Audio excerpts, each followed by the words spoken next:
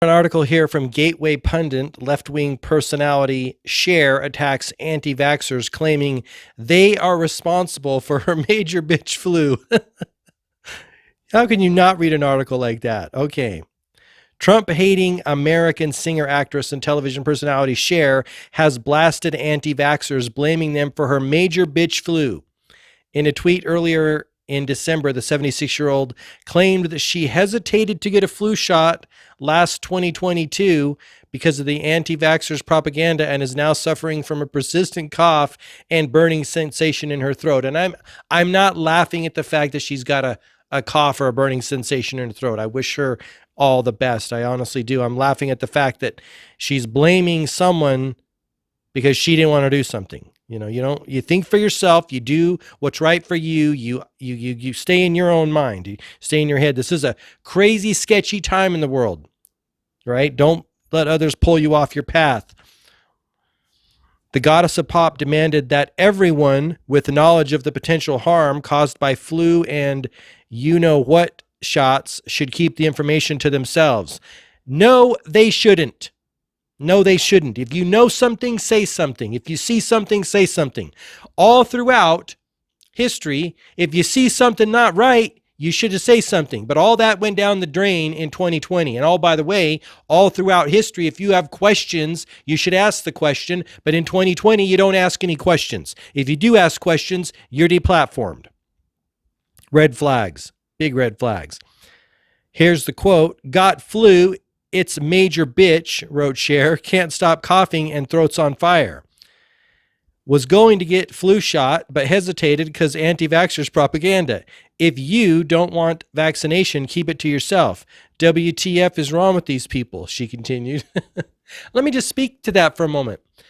A lot of the people that are sharing, that are speaking out about it, and I wouldn't call them anti-you-know-what, they're just sharing their experience. That's how we improve the human experience collectively, is we share our individual experience. We share our knowledge. We share what's happened to us or is happening to us. It goes into the pot and we all become better for it. If we stop sharing our individual experience, we stop growing as a culture. We stop advancing as a culture. Wake up, people who believe that or believe what she's talking about here.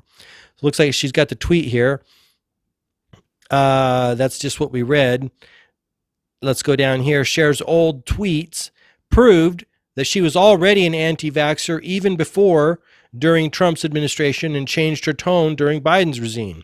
I've gotten vaccines during my life. First one I remember was polio, but there is no effing way I'm taking a vaccine that Trump won't let go through the third and most important safety trial. Winning at any cost is all he cares about. 176,000, now 300,000 by December. It is what it is. I'm not sure what those numbers are, but apparently she doesn't like Trump.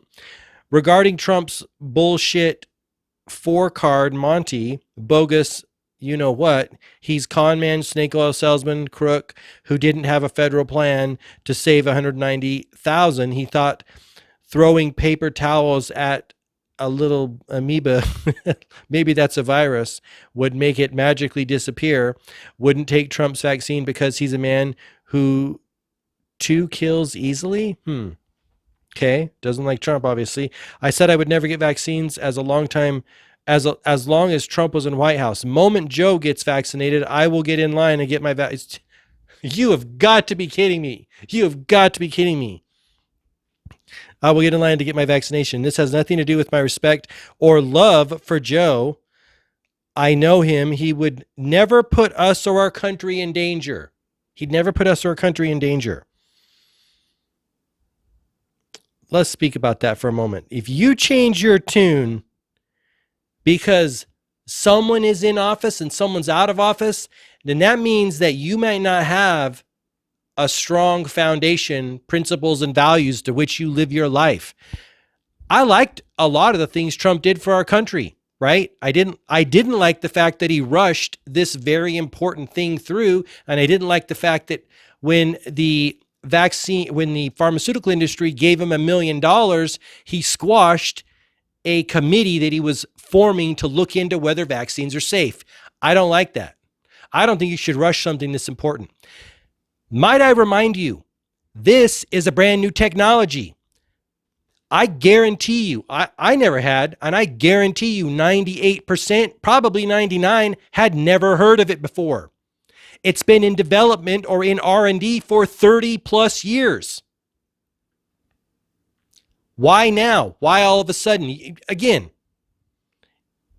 it's just, there's a lot of questions I have about it. A lot. I'm a late adopter on everything. So there's no way I'm going to divide the you know what. Again, I liked Trump. I think he's got to run this country the way it should be, like a business. Everyone's lives improved, right? Everyone's lives improved. He did a lot of good things for this country. Let's see here. The recent tweet from Cher was heavily criticized. I can imagine. Sorry you aren't feeling well, but are you saying that you decided to not get a flu shot because you were influenced by people you hate? Weird for a grown woman. I said I would never get vaccines. It's a long time, as we already read that. This person says you're a mess. Take responsibility for your own life. You know, again, it doesn't need to devolve into name throwing. You and your Hollywood cronies are complicit and, in my opinion, behind bars accordingly. It's this guy said, it's been a year since I was wrongfully suspended from tweeting the Project Veritas showing DARPA projects. Let's make it go viral. I don't know what that is about. I think that's the article right there. But there you have it, right? So she's a skeptic, right? But kind of not. Why would you go against what you feel just because someone else is in the White House? This is what's happening. If we don't think for ourselves and do what's right for you and your family, and do the media and the White House and the politicians, screw them.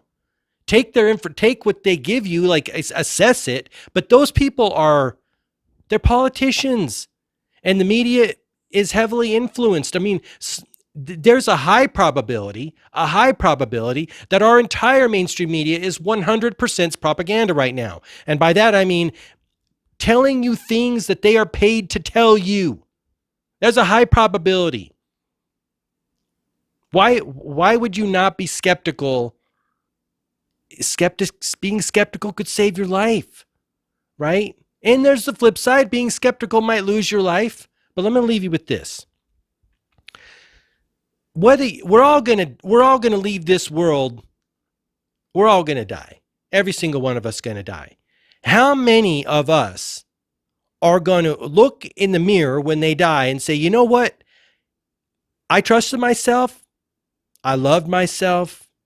I followed my heart. I listened to my intuition. I listened to the little voice inside of me that was guiding me. Call it God, your Holy Spirit, your intuition, your inner being, whatever you want to call it. And I did what that little voice told me to do, because that little voice is never going to lie to you, ever.